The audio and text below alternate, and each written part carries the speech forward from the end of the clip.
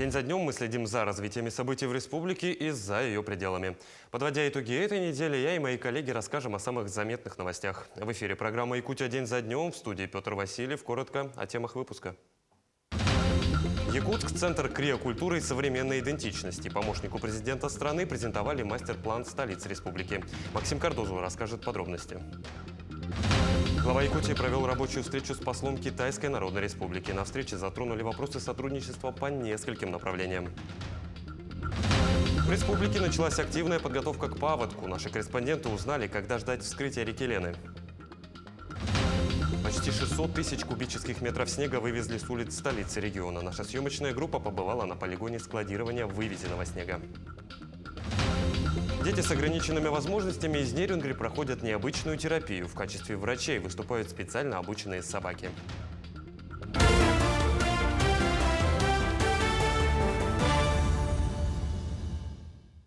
Якутск будущего показали в Москве. На площадке Госкорпорации развития ВБРФ прошла презентация инвестиционных проектов столицы региона. Администрация города подготовила 10 проработанных проектов в сфере благоустройства, туризма и сельского хозяйства. Какие из них наибольше заинтересовали инвесторов, узнаем у Максима Кардозу.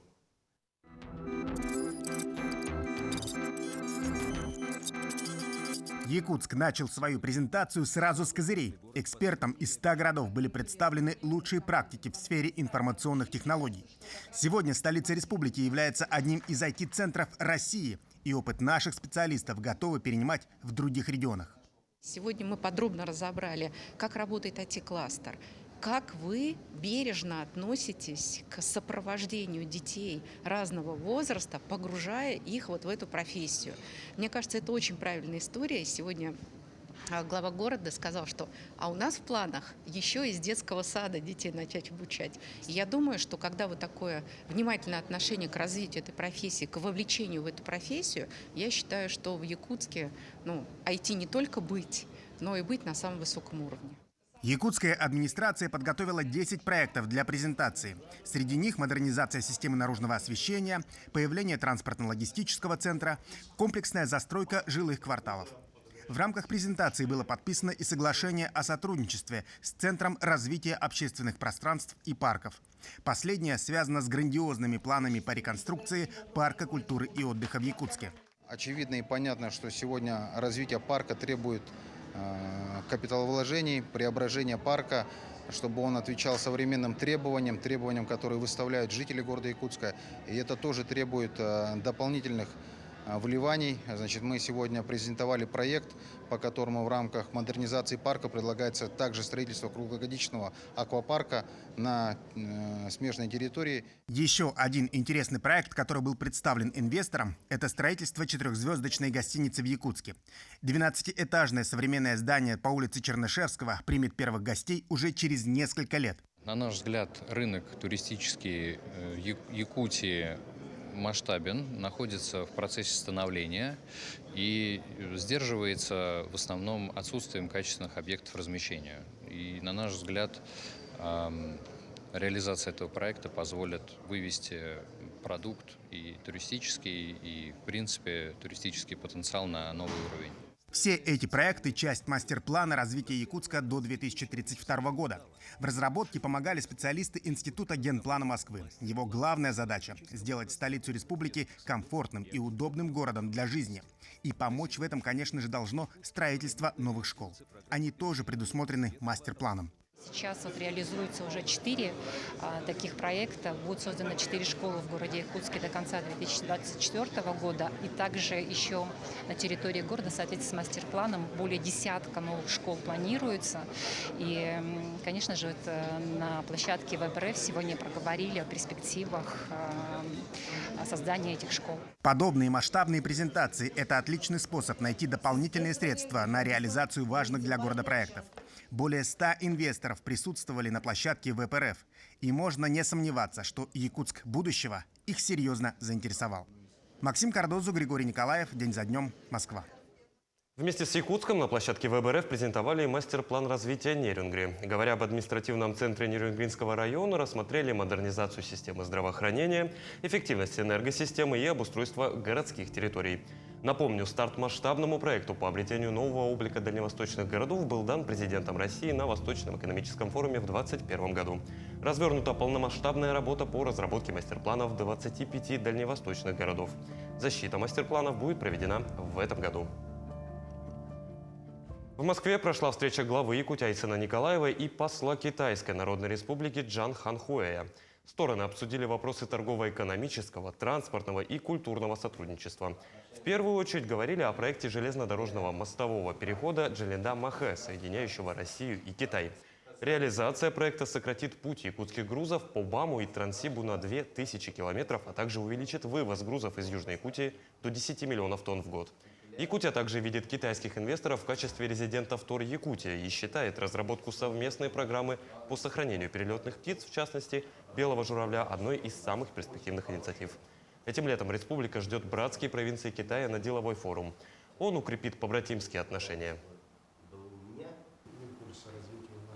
Мы можем развивать и совместно развивать инфраструктурные сооружения, которые соединяют наши страны, во-первых. Во-вторых, конечно, мы будем развивать, значит, руднодобывающие, значит, проекты и перерабатывающие, и сельское хозяйство, скотоводство, туризм. Я думаю, что у нас очень широкий горизонт совместной работы. Мы будем, значит, совместно с вашей страной, значит, рассматривать каждый конкретный проект.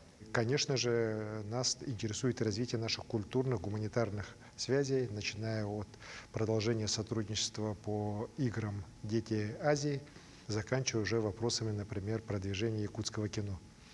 Уверен, что и развитие туризма, международного туризма, ориентированного на китайский рынок, конечно же, тоже это то будущее, которое мы должны уже развивать сегодня. Но в республике тем временем идет подготовка к прохождению паводка опасного и пожароопасного сезонов. По предварительным прогнозам, вскрытие участка реки Лены у поселка Витим произойдет в первой декаде мая. На этой неделе в Ленском районе проверили готовность сил и средств к предстоящему сезону. Светлана Балеева расскажет подробности. В полдень на площади Ленина уже традиционно был проведен смотр сил и средств, задействованных для выполнения задач по пропуску половодья в Ленском районе. Была представлена техника МЧС, полиции, скорой помощи, также коммунальных служб и энергетиков. О готовности своих предприятий отчитались руководители. По результатам смотра строгих замечаний у первого заместителя председателя правительства, начальника главного управления МЧС, не возникло. После смотра в районной администрации состоялось рабочее совещание, где члены правительства обсудили подготовку к вскрытию реки и готовность к пожароопасному сезону. Мы сегодня можем сказать, что по паводковой ситуации район готов на самом деле, да, но ограниченно готов.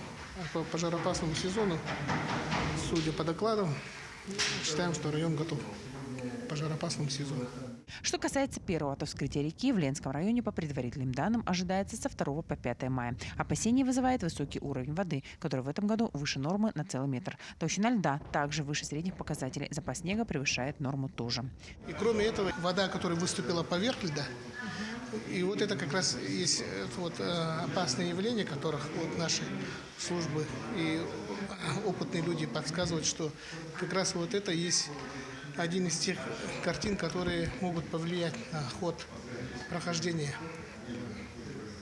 ледостава, да, и в этом плане, ну, такой прогноз дело не благодарный, да, и поэтому сказать однозначно, что у нас будет хорошо и все, как говорится, соответствует там плюс-минус по картине прошлых лет, то здесь я считаю, что тут нельзя, как говорится, уповать. С 3 апреля начнется чернение льда в районе острова Батамайский. Проводятся и все превентивные мероприятия. Привлекаемая техника у нас силы, средства для эвакуации тоже определены. Это 267 человек, 114 единиц техники и 10 единиц плавательных средств.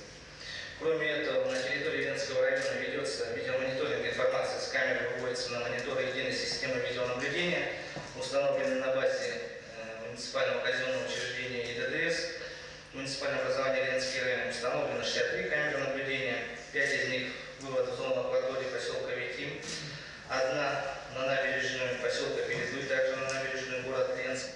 По По итогам совещания ответственным по подготовке к паводку лицам были даны рекомендации, которые они должны устранить до следующего приезда межведомственной группы. Светлана Балеева, Александр Личук, Ленск. Важнейший объект строительства для республики в текущем году – новый онкоклинический центр. Завершен уже почти на 90%. Его осмотрел первый заместитель председателя правительства региона Кирилл Бычков. На флагманском объекте здравоохранения побывала и моя коллега Мария Кардашевская. Долгожданный для Якутии центр станет одним из самых крупных медучреждений онкологического профиля на Дальнем Востоке. Строительство нового здания было начато еще в 2019 году, а ввод запланирован на конец 2023 года. Новое четырехэтажное здание площадью более 25 тысяч квадратных метров разделено на 4 блока. На сегодняшний день готовность объекта уже около 90%. Остались вентиляция, электрика и монтаж специальных труб, поставляющих кислород. Новый онкоклинический центр сможет принимать до 50 тысяч пациентов в год. В здании разместится поликлиника на 210 посещений в смену, операционные и палаты интенсивной терапии, а также стационар на 180 коек. Первый блок – это отделение медицинской визуализации, административные помещения, эндоскопических исследований. Второй блок – это операционное отделение, отделение интенсивной терапии. И также третий, четвертый блок – это у нас диспансер, койки. Это первый этаж. Второй этаж, также в третьем, четвертом блоке диспансер, койки. Второй этаж, тоже отделение интенсивной терапии. В первом блоке у нас находятся операционные. Первый вице-премьер Кирилл Бычков осмотрел объект и отметил, что сроки строительства соблюдаются. Сейчас все оборудование находится в пути. Его основная часть придет летом. Более того, уже сейчас идет набор будущих сотрудников. В действующем онкодиспансере работают чуть более 500 специалистов, а в новый планируется набрать около 1200 человек медицинского и технического персонала. Формируется штат работников, которые сразу уже по сдаче объекта в конце текущего года приступят к работе. Поэтому я надеюсь, что у нас все наши планы выполнятся, и даже те сложности с поставками из-за санкций нам не помешают успешно сдать объект в этом году. Центр будет оснащен самым современным оборудованием, которое отвечает всем стандартам как мировой, так и российской практики, включая МРТ, КТ-аппараты и другие. Новый онкологический центр будет оснащен самым современным медицинским оборудованием, высокотехнологичным. Конечно же, оборудование, которое в настоящее время есть, современное, которое мы также приобрели по нацпроекту, оно тоже будет присутствовать в новом онкоцентре. Все полностью будет находиться тоже там. Ввод нового здания в эксплуатацию станет большим подспорьем не только для медицины региона, но и в первую очередь для пациентов. В новом корпусе будет оказываться практически весь спектр медицинской помощи, в том числе высокотехнологичная медицинская помощь населению республики. Это даст возможность пациентам получать лечение, не выезжая за пределы республики. На протяжении многих лет многие пациенты вынуждены были выезжать на лечение в федеральные клиники, в другие регионы. Уже в этом году республика получит новое, оснащенное по последнему слову техники медицинское учреждение. В новом центре врачи смогут лечить особо сложные случаи онкозаболеваний, а это бесспорно станет рывком в эффективности лечения пациентов. Мария Кардашевская, Георгий Григорьев, Виктор Дьячковский, Артем Алексеев, Якутия день за днем. Продолжим подводить итоги минувшей недели. После небольшой рекламы оставайтесь с нами.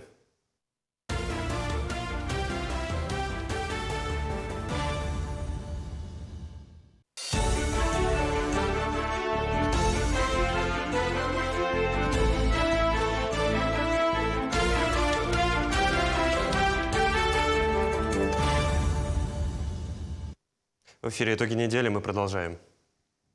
Глава республики встретился с ранеными бойцами и участниками специальной военной операции из Якутии, проходящими лечение в военно-морском клиническом госпитале Тихоокеанского флота во Владивостоке. Айсан Николаев расспросил бойцов об их самочувствии, осведомился об условиях лечения и реабилитации. Якутяне рассказали, что в многопрофильном клиническом лечебном учреждении получают всю необходимую медицинскую помощь и выразили благодарность за поддержку родной республики. Глава Якутии отметил, что в регионе организована комплексная медицинская и социальная реабилитация участников специальной военной операции и членов их семей.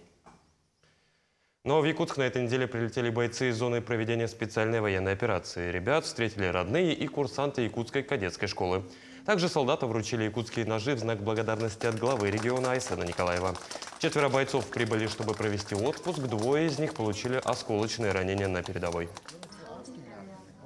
Лечился я сначала в Донецкой области, на Донбассе в госпитале меня увезли, потом увезли в Ростовскую область. Вот, в Ростовской области представительство Республики Саха-Якутия ко мне приехало. Ну, они, кажется, там и есть. Вот, они просто пришли, узнали, что у нас там ребята ранения получили. Ну, много подарков дали, так как вообще из одежды ничего не было практически. Вот, дали одежду. Очень много чего, там, бритву, там, носки, трусы, вот эти вот, тоже очень много чего дали, чего не хватало. Поэтому большое спасибо. Профессор в области психологии с мировым именем в Якутске Александр Рязанцев, профессор, директор Института системных технологий консультирования города Санкт-Петербурга.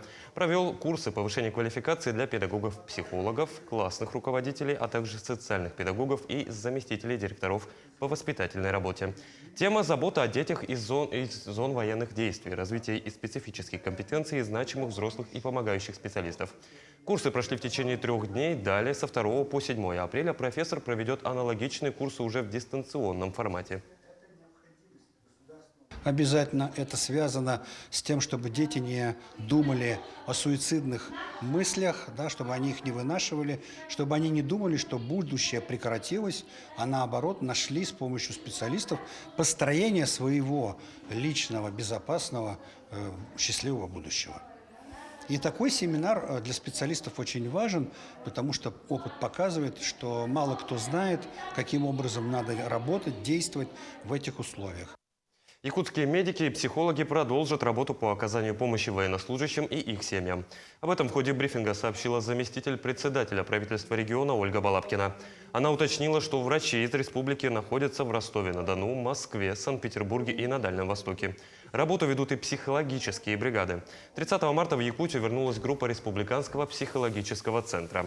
Специалисты прошли переобучение для специализированной работы с семьями военнослужащих. Они отработали в Уссурийске, Хабаровске и Владивостоке. На днях новая бригада вылетит уже в Ростовскую область. Вчера вернулась 2-я группа психологов Центра социально-психологической поддержки молодежи, которые прошли переобучение для работы уже с более на высоком уровне, именно для работы специализированно именно с семьями военнослужащих. 1-я бригада психологов из 2 психологов отработала в Уссурийске, Хабаровске. Сейчас еще 2 работают в Владивостоке. 3 вылетают в Ростов в эти выходные дни. Группы помощи непосредственно родственникам, созданных по поручению Александра Сергеевича Николаева, главы Республики Саха-Якутия, продолжают работать во всех районах. В Якутске представители военных вузов страны провели профориентационные мероприятия для учащихся школ. Уроки состоялись в военно-учебном центре Северо-Восточного федерального университета. Подробнее расскажет Светлана Амосова. Свыше 500 учащихся школ и колледжей Якутска прошли профориентацию в военно-учебном корпусе СВФУ. В этом году впервые за всю историю Якутии в регион приехал самый крупный десант военных учебных заведений. А это 11 представителей из 9 военных вузов Министерства обороны. Приехали, побывали во школах, побывали в колледже теории энергетики, побывали в кадетской школе-интернате в Мархе, побывали в международной артиллерийской школе, Малой академии наук. Мы постарались показать весь объем нашего образования, наших детей. Они очень хорошо отзываются, положительно отзываются о наших ребятах. Для школьников организована обширная программа. Сначала ребят распределили на группы. 1, 2, 3, 4.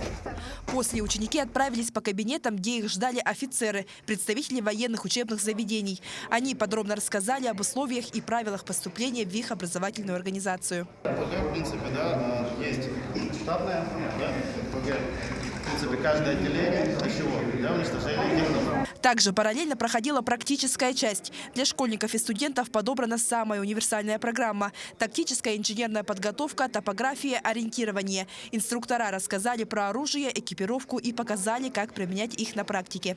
Мы адаптировали его в такой полуигровой, в развлекательной такой форме, такой интересной, чтобы ребята быстро прошли, быстро потрогали все, посмотрели своими руками. Мне кажется, мы посчитали, что это будет интересным, важным, нужным, правильным. Для всех директоров школы Якутска также состоялась встреча с прибывшими офицерами. Им рассказали о программах обучения, престиже поступления в военные заведения. Суть проблемы в чем? В том, что республика Саха-Якутия, к сожалению, сейчас белая белое пятно на карте Министерства обороны. Выпускники школ, выпускники колледжей среднего профессионального образования не знают, что можно выбрать стезю служения Родине, можно стать офицером. Есть такая профессия – Родину защищать. Данное мероприятие нацелено на привлечение молодого поколения к поступлению в военные учебные заведения, а также для поднятия духа патриотизма среди молодежи. Светлана Амосова, Виктор Ячковский, Якутск. С 1 апреля в России начинается весенний призыв в армию граждан в возрасте от 18 до 27 лет. Согласно указу президента страны, общее количество призывников на текущий сезон компании составит 147 тысяч человек. Призыв продлится до 15 июля. В этот же период с военной службы будут уволены солдаты, матросы, сержанты и старшины, срок военной службы по призыву которых уже истек. С 1 апреля в Якутии также начался прием в первые классы школ. Это можно сделать через госуслуги. Зачисление пройдет в 2 этапа. Так, с 1 апреля по 30 июня оно состоится для детей, имеющих внеочередное, первоочередное или же преимущественное право зачисления в школы на закрепленной территории, а также для детей, проживающих на закрепленной территории. С 6 июля до 5 сентября можно подать заявление в школу, которая не закреплена за адресом. В первые классы принимают детей от 6,5 до 8 лет. О том, какие еще изменения грядут с 1 апреля, подробнее расскажет моя коллега Мария Кардашевская. Повышение социальных пенсий, дополнительные меры по защите владельцев материнского капитала при приобретении жилья, изменение требований к приему на госслужбу и другие нововведения апреля в нашем материале. С 1 апреля социальные пенсии будут проиндексированы на 3,3% в дополнение к проведенной в июне 2022 года индексации на 10%. Таким образом, рост будет выше темпа инфляции. Изменения коснутся около 4 миллионов пенсионеров, которые получают пенсии по инвалидности, по потере кормильца и другие. При этом никуда обращаться не нужно. Индексация произойдет автоматически. Тут следует отметить, что социальную пенсию получают граждане, которые не имеют достаточного трудового стажа для страховой пенсии. Будут введены дополнительные меры защиты владельцев мат-капитала при приобретении жилья. Кредитные потребительские кооперативы и сельскохозяйственные кредитные потребительские кооперативы, на погашение займов которых могут быть направлены средства материнского капитала, должны будут соответствовать требованиям Банка России. Такие кооперативы включат в специальный перечень. Это связано с тем, что в этой сфере часто можно встретить нарушения. Например, владельцу сертификата выдают займы на непригодное для проживания жилье по завышенной стоимости. С 6 апреля при проведении культурно-массовых или спортивных мероприятий на внутренних водных путях в целях безопасности можно будет принять решение об ограничении или о запрете движения судов. Делать это будут по обращению организатора мероприятия.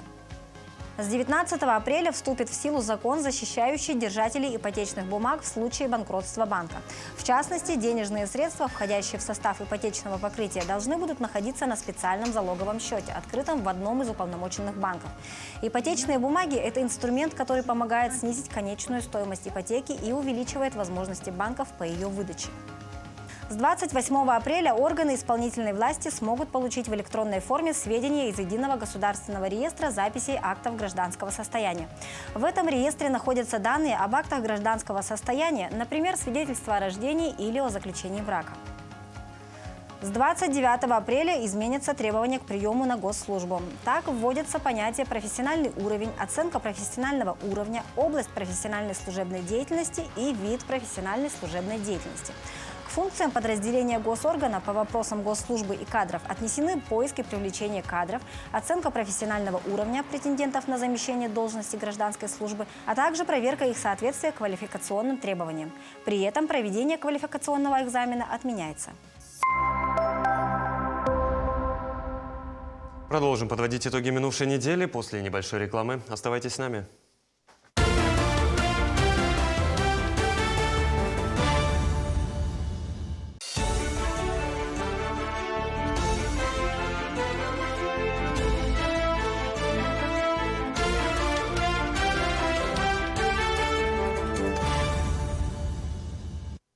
В эфире «Итоги недели», мы продолжаем. По данным синоптиков, минувшая зима стала самой снежной за всю историю метеонаблюдений, а ее последствия коммунальщикам столицы приходится в буквальном смысле разгребать. О том, как идет очистка улиц столицы от снега и куда свозят весь убранный снег, в следующем материале.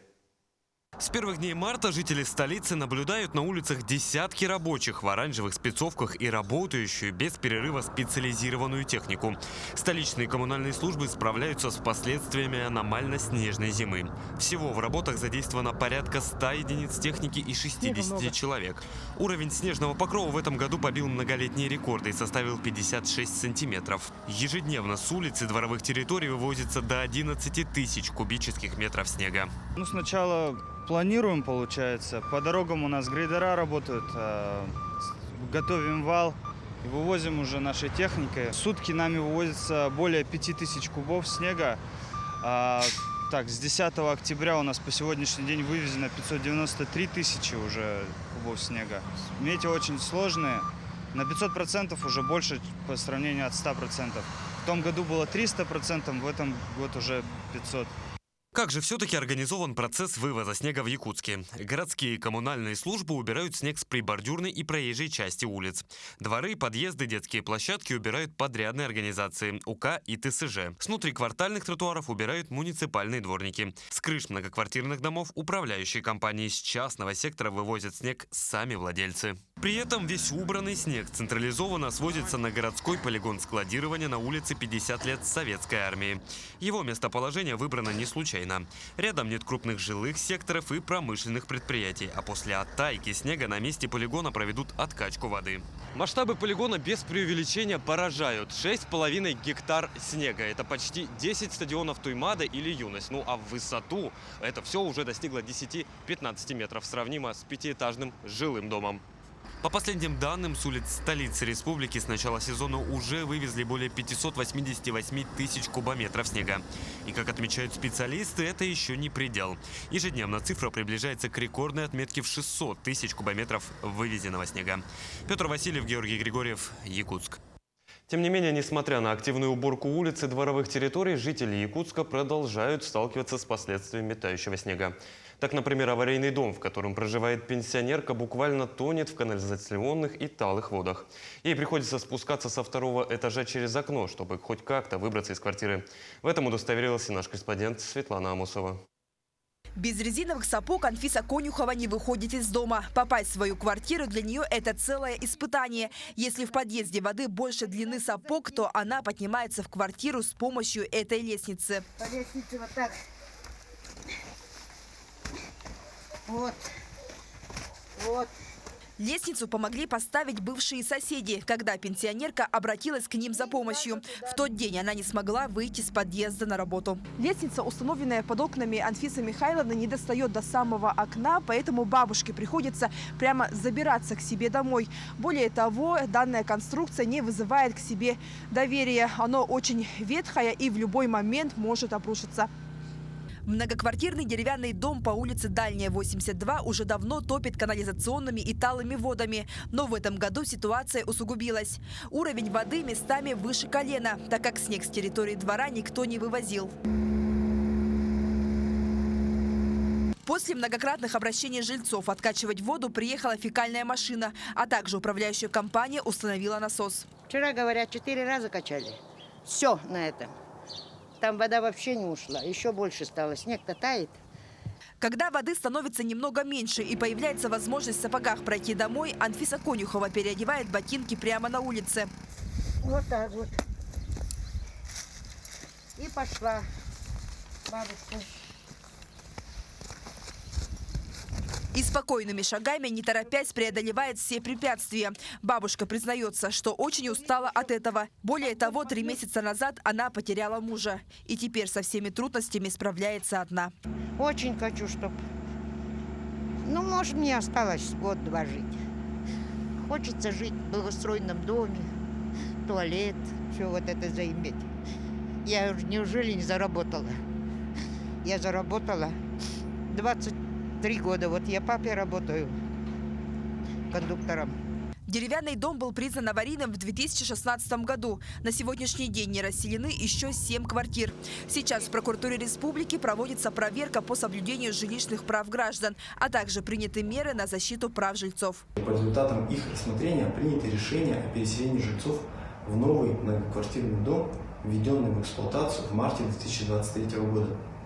Фактическое восстановление прав собственников и нанимателей квартир данного дома находится на контроле прокуратуры республики. Квартиры будут выданы в квартале «Звездный». Сейчас там идет приемка, и после ее завершения жильцы смогут получить ключи от новых квартир. Светлана Амосова, Джулс Накентьев, Якутск. Будущее создаем мы. Деловая игра под таким девизом прошла в рамках Дня молодого избирателя среди алданских старшеклассников и студентов. В этом году День молодого избирателя прошел 26 марта, а приуроченные к знаменательной дате мероприятия проходят в течение месяца. Какими знаниями обладает молодежь, узнавала Татьяна Вахнина. Как известно, с совершеннолетия избирательное право в полной мере должно быть предоставлено каждому гражданину. Некоторые нюансы ряда процедур необходимо знать всем, и знания, полученные до 18 лет, вовсе не будут лишними. Уровнем правовой грамотности алданские старшеклассники и студенты померились в деловой игре «Будущее создаем мы». Мы сегодня посмотрим, как они усвоили и программу школьную по избирательным правам, и как они знают все, что касается права избирателя. В поединке сошлись 3 команды. Игра прошла в рамках Дня молодого избирателя. Инициатором ее проведения выступила Алданская территориальная избирательная комиссия, а правовой площадкой стал политехникум. Повышение именно правовой грамотности по избирательному праву – это очень важный вопрос. Для чего это все проводится? День молодого избирателя учрежденный проводится уже с 2007 года, ежегодно. И это очень важная задача привлечения молодежи к выборам, участия в выборах. Битва была напряженной и динамичной. В ходе игры ребята представили домашнее задание и рассмотрели реализацию прописанных в Конституции России прав в конкретных ситуациях. Кроме того, каждой команде участников предстояло ответить на ряд вопросов. К слову, сами вопросы не были сложными, но иногда мешало волнение. Наша задача поставить на крыло нашу молодежь. И одна из задач – это и воспитание молодежи в рамках того, чтобы они всегда участвовали в таких мероприятиях. Не будущие избиратели, они будущие сами могут быть еще избранными, поэтому мы их готовим к этой части. Игра стала не просто соревновательной, но и познавательной. По итогам поединка первое место заняла команда Алданского политехникума «Лидер». На вторую ступень почетного пьедестала взошли учащиеся школы номер 2, а бронзу завоевала команда «Монолит» школы с углубленным изучением отдельных предметов. Татьяна Вахнина, Алдан. В Нерюнгри прошел районный этап республиканского конкурса «Безопасное колесо» среди учащихся 5 и 7 классов школ города. Иван Лазаренко следил за всеми этапами соревнований. На первых этапах конкурса команды соревновались в фигурном вождении велосипеда. Также для ребят прошла легкоатлетическая эстафета. Даже смотря как ребята выполняют это задание, сразу видно, что ребята владеют велосипедом, умеют управлять этим уже, я бы сказала, детским транспортным средством. И я, конечно, считаю, что такие соревнования нужны и важны. И, конечно, помимо этого мы проводим с ними беседу и лекцию после этого.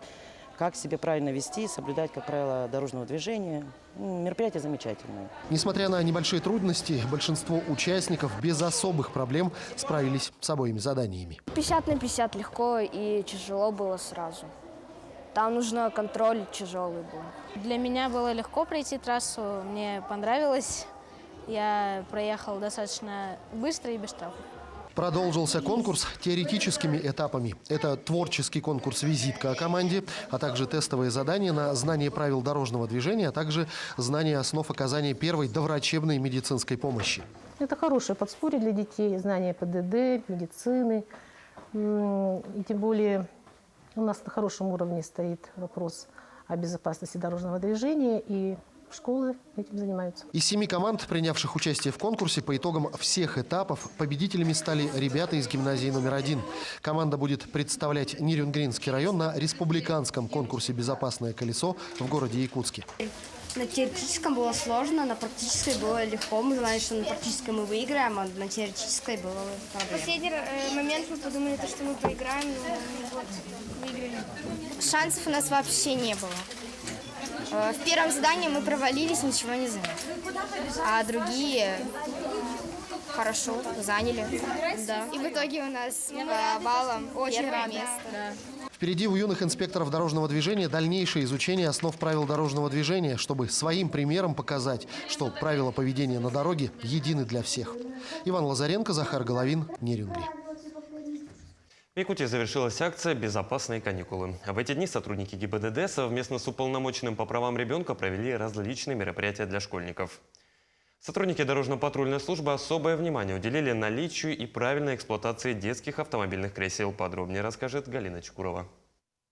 Безопасность детей в автомобиле напрямую зависит от родителя. Об этом заявили сотрудники ГИБДД. Самым распространенным нарушением при перевозке детей является не отсутствие детского автомобильного кресла, а его неправильная эксплуатация. Дело в том, что иногда родители покупают автокресло, но не используют его правильно. Посадив ребенка в автокресло, не пристегивают ремнями безопасности, и это приводит еще большим травмам. И поэтому нужно обязательно посадить ребенка в автокресло, пристегнуть его ремнями безопасности, убедиться в том, что ребенок не отстегнул ремни. И тем самым мы спасем жизни наших детей. В правилах дорожного движения прописано, что пользование детским автомобильным креслом и бустером предусмотрено для детей до 7 лет. Отметим, что существуют исключения касательно детей до 12 лет ростом выше 150 сантиметров и весом более 36 килограмм. Таким детям можно ездить сзади без удерживающих устройств. Детское кресло где? Вчера катались, оставили, да. Да. По статистике, за 2022 год было зафиксировано 109 дорожно-транспортных происшествий с участием детей. В них 118 несовершеннолетних получили травмы различной степени тяжести, а 3 погибли. Это лишний раз доказывает о необходимости детских автомобильных кресел. В случае нарушения правил для водителей предусмотрены штрафы. За данное нарушение предусматривается у нас административный штраф в размере 3000 рублей согласно статьи 12.23 части 3 Кодекса Российской Федерации об административном правонарушении. Каждому стоит помнить, что ребенок учится правилам дорожного движения, беря пример с родителей и других взрослых. Пусть ваш пример учит дисциплинированному поведению на улице и на дороге не только вашего ребенка, но и других детей. Галина Чкурова, Павел Пахомов, Якутск. Продолжим подводить итоги минувшей недели после небольшой рекламы. Оставайтесь с нами.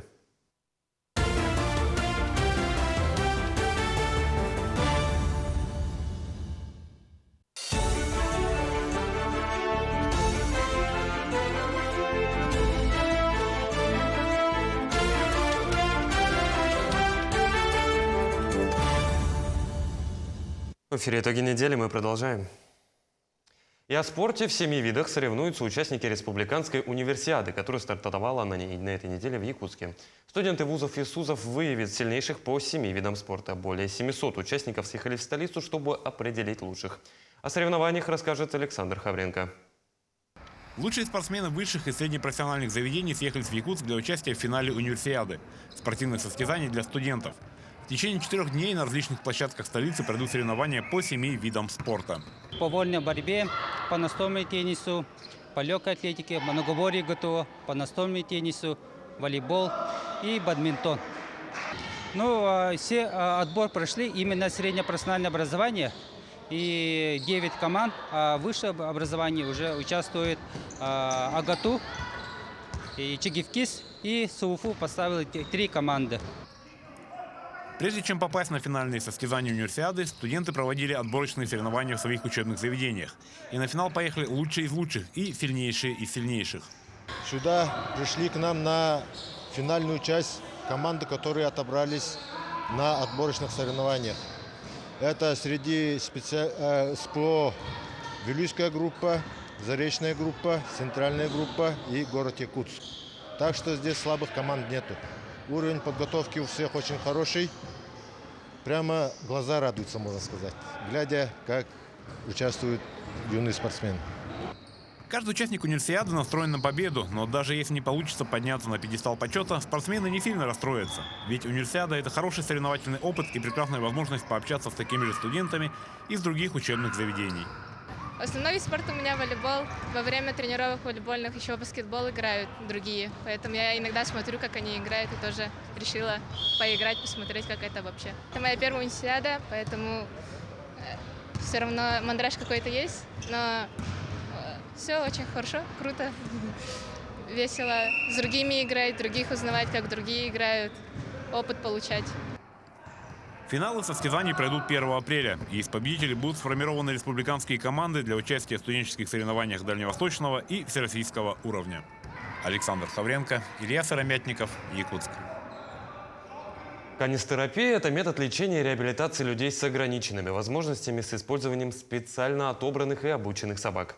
В Нерюнгри такую миссию с удовольствием взяли на себя участники и питомцы клуба любителей ездового спорта «Белый ветер. Снежные псы». Подробности в нашем следующем материале. Вперед! Снежные псы, а именно так еще называют собак породы хаски, долгожданные гости многих массовых городских мероприятий, таких как Масленица, зимние забавы и многие другие. Детвора обожает потискать этих ласковых, похожих на огромные плюшевые игрушки собак. Однако, кроме увеселительных мероприятий, питомцы и их хозяева дарят радость общения детям, которые по тем или иным причинам оказались в вынужденной изоляции с окружающим миром. Март месяц в нашем клубе был очень насыщенным. Мы занимались благотворительностью, потому что очень хотелось порадовать деток и Серборовского интерната, и центра Тускул. Вот мы катали их, радовали, чтобы они, допустим, кто не видел собак никогда, потрогал, потискал, тем более хаски. Такая порода, которую все желают потискать и потрогать. Особенно вот когда мы посещали Серборовский интернат, который дети никогда не видели собак, это надо было просто смотреть, видеть их реакцию. Она была настолько... даже не передать эту реакцию, ее не опишешь и не покажешь. Настолько естественно, когда они дотрагивались до собак. Такая идея волонтерской помощи особенным детишкам пришла неожиданно, но без всяких раздумий участники клуба с воодушевлением принялись ее реализовывать. Как признаются они сами, сначала было страшно. И свой первый визит к ребятишкам они помнят в мельчайших подробностях. Мы созвонились с руководителями разных больниц, разных школ. И предложили такой вариант, на что они, конечно, поначалу сложно были, не знали, как себя вести, но мы тоже первый раз. Но пришли, все хорошо. Дети, конечно, были в шоке радостном, да, то есть для них это первый раз. Считаю, для только них пришли собаки, тискали, валялись, да, облизывались. То есть поначалу, конечно, сложно было, потому что детки разные, детки не знают, как себя вести с собаками, где трогать, где нельзя. Но вообще наши собаки их можно трогать везде, потому что они приучены к детям с раннего детства, с рождения. У нас у всех есть дети, маленькие, большие, поэтому они знают, как себя вести с детьми. Хаски, как никто другой, способны расположить к себе детей с ограниченными возможностями здоровья и неврологическими расстройствами. Они быстро находят контакт друг с другом, и после общения с собаками дети открываются, уходит страх и снижается тревожность. Как известно, делать добро на самом деле очень просто. Но и таким милахам, как эти, это удается на все 100%. Начинаем.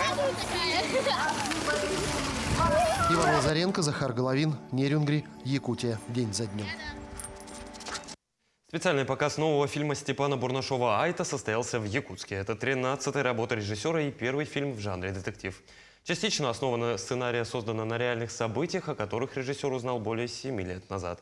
О том, как оценили фильм первые зрители, смотрите в следующем материале. Дочь Аяла Слепцова. Охотинспектора? Ну, и семья вроде благополучная. Прокурор в курсе? Да, позвонили, но он пока в городе. Это первое якутское кино в жанре остросюжетного детективного триллера. Сценарий фильма держит в напряжении до самого финала. Просчитать все ходы невозможно. Не могу тебя впустить, у меня приказ. Ладно, не отдаете по-хорошему?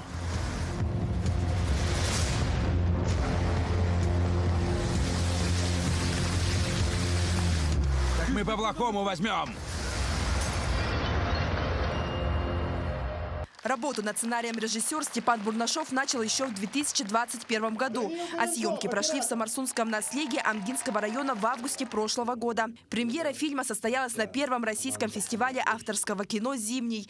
Там кинокартина получила сразу 2 приза – за лучшую режиссуру и лучшую мужскую роль. Фильм на спецпоказах очень хорошо приняли.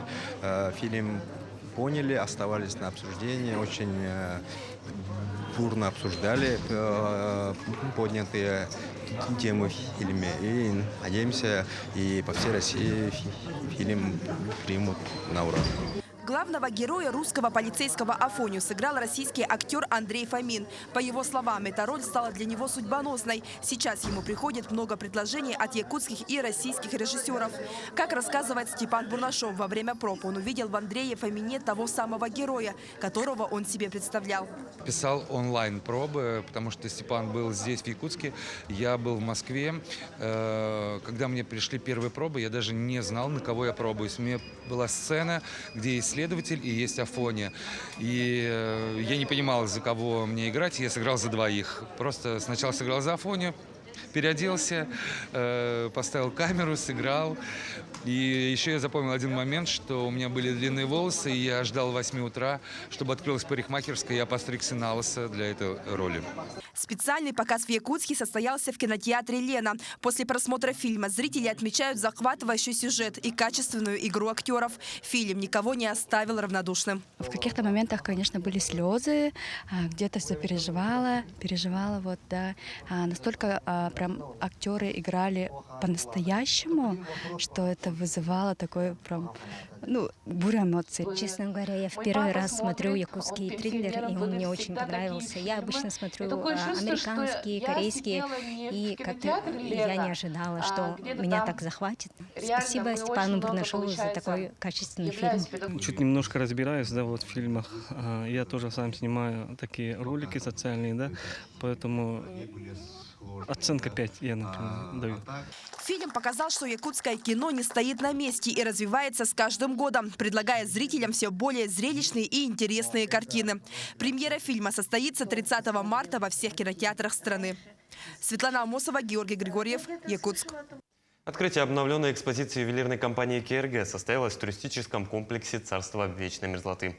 Выставка представляет из себя собрание скульптур, выполненных с национальным якутским колоритом. Ну а особенностью экспозиции стала ее прямая трансляция ее открытия, которая впервые велась из «Царства вечной мерзлоты».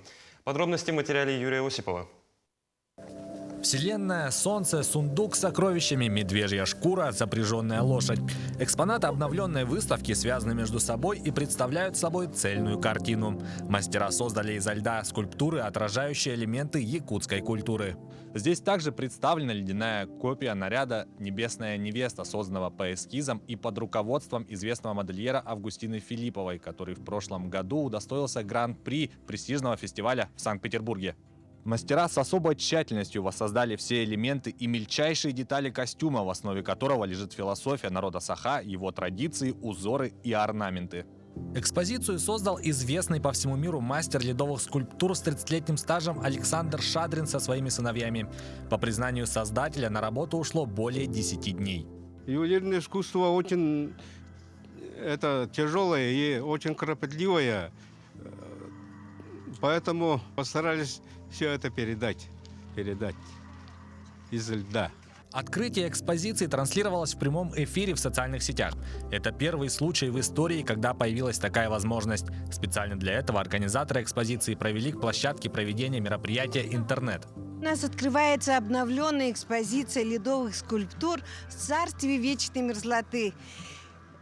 Раньше у нас эта экспозиция, она существовала, но в этом году, к 30-летию юбилею ювелирного дома КРГ, мы решили его обновить для наших гостей, для наших жителей. Экспозиция является частью туристического комплекса «Царство вечной мерзлоты». И все посетители ледяного комплекса могут насладиться новыми экспонатами. Юрий Осипов, Григорий Охлопков, Якутск.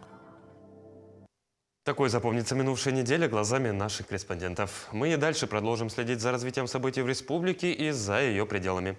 Вы смотрели программу «Якутия. День за днем». В студии для вас работал Петр Васильев. Я с вами прощаюсь. Всего доброго и до скорых встреч.